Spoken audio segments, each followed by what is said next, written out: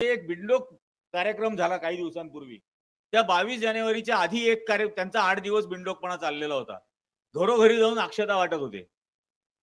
आणि आमच्या इकडे आले. मी म्हटलं, "काय आहे हे?" तर त्यांनी ते छापलेलं होतं पत्रक मला दाखवलं. म्हटलं, "अक्षता म्हणजे काय?" तो म्हणे, "तांदूळ." म्हटलं, "येड्या, अक्षता म्हणजे तांदूळ. अक्षदा नाही. तुम्ही अक्षदा वाटताय तर ते काय वाटताय हे तर सांगा. आणि याचं काय करायचं?" म्हटलं. "हे सगळं घेऊन काय करायचं? कशासाठी करायचं? मला नाही हे करायचं." तर म्हणे, "का बरं? तुम्ही मानत नाही का राम?" म्हटलं, "नाही मानत." कशासाठी म्हटलं? तर म्हणे आणि म्हटलं, "या सगळ्याच गोष्टीवर माझा विश्वास नाही." तर मला म्हणे, की "का बरं नाही?" म्हटलं, "असं आहे, लहानपणी आपण बिरबल, अकबराच्या गोष्टी वाचायचो. ते कशासाठी वाचायचो? त्याच्यातून काहीतरी बोध घ्यावा म्हणून. म्हणून आपल्याला वाचायला द्यायचे ना, इसाप नीतीच्या गोष्टी, बिरबल, अकबराच्या गोष्टी." म्हटलं, "रामायणातून तू काय बोध घेतला हे मला सांग." आणि पुष्कळ 8-10 बिंडोक आलेले होते. तर म्हणे, "रामायणातून काय बोध?" अरे म्हटलं, "बाबा, आपलं नाशिक जबाबदार आहे ना अख्खं रामायण घडायला. ते सीतेचं अपहरण नाशिकला झालं ना, भारतात अपहरणाचा पहिला गुन्हा इथं झाला. आता ते अपहरण झालं कसं म्हटलं? तो लक्ष्मण तर लक्ष्मण रेषा आखून गेला होता. जो कोण ओलांडून आतमध्ये येईल तो जळून जाईल. मग रावण का नाही जळला? तर म्हणे नाही, सीताच ओलांडून बाहेर गेली. म्हणजे सीता कशाला ओलांडून बाहेर गेली? तिला तर वॉर्निंग दिली होती लक्ष्मणाने, की तू नाही असं बाहेर जायचं. तर म्हणे नाही, ती भिक्षा द्यायला गेली.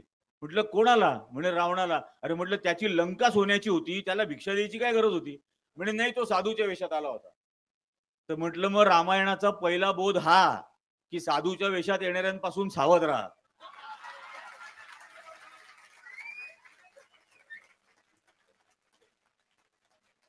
आणि म्हटलं रावण कोण होता? तर म्हणे राक्षस. म्हटलं नाही, ते नाही, ते तुझ्या चातुर्वर्ण्याप्रमाणे कोण होता? तर म्हणे दशग्रंथी ब्राह्मण. एकदम हळू आवाज खाली गेला त्याचा. म्हटलं मग दशग्रंथी ब्राह्मण साधूच्या वेशात येऊन तर घरातल्या आबरूवर पण हात टाकतो.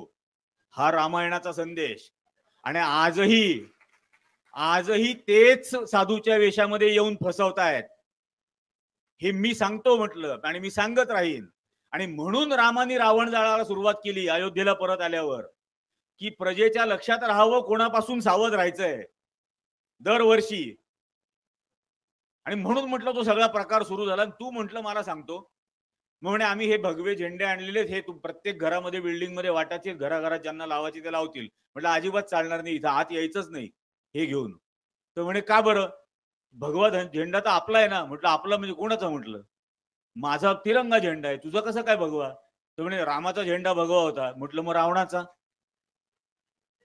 रामाचा भगवा होता, मग रावणाचा कुठला होता? त्याचाही भगवा होता. हा क्षत्रिय होता, तो ब्राह्मण होता. त्याचा भगवाच होता. पांडव आणि कौरव दोघांचा झेंडा कुठला होता? हिरवा थोडी होता म्हटलं कौरवांचा. भगवाच होता त्यांचा सुद्धा. ते हे दोन भगवे आपापसात लढून लाखो लोकांना मृत्युमुखी पाडतात. त्या भानगडीमुळेच तर तिरंगा हवा म्हटलं, की नको हा. आणि हे हे समजायला हवं की नाही? मग हे बोलल्यानंतर फार राग यायला लागला. तुम्ही रामायण वाचत नाही, तुम्ही नीटनीट पद्धतीने मांडत नाही, मुद्दाम असं बोलता. राम मर्यादा पुरुषोत्तम होता. हे म्हटलं राम मर्यादा पुरुषोत्तम?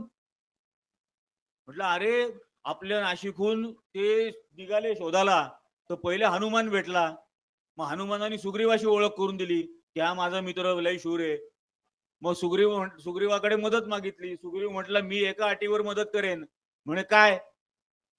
तर सुग्रीवाने सांगितलं, माझं माझ्या भावाच्या बायकोवर प्रेम आहे, वहिनीवर, वालीच्या. आणि त्या वालीला जर तुम्ही मारलं तर मी तुम्हाला मदत करेन. पण वालीला वर मिळालाय, की समोरासमोरच्या युद्धात त्याला कोणी हरवू शकत नाही. मग हे त्याला म्हणाले, की तू लढ त्याच्याशी. आणि मागे लपून बाण मारून वालीचा खून केला. मग म्हटलं अनैतिक संबंधाला संरक्षण देणाऱ्या या माणसाला मर्यादा पुरुषोत्तम म्हणता का रे तुम्ही? कसले भानगडी करता म्हटलं अरे काहीतरी. तो मस्तपैकी वाईन बिन प्यायचा, नॉनव्हेज खायचा, सगळं करायचा. काय बोलता म्हणे, काही सांगू नका. म्हटलं वाल्मिकी रामायण माझ्याकडे देऊ का वाचायला? वाचायला सुरुवात केली ना म्हटलं, तर तू कल्पनाच करू शकणार नाही. तू विषयच सोडून देशील हा कायमचा आयुष्यातून. एकदा वाच तरी म्हटलं कमीत कमी. किती काळ आयुष्यभर व्हॉट्सअपवर जगणार आहेस म्हटलं. कधीतरी तर स्वतःच वाचायला सुरुवात कर.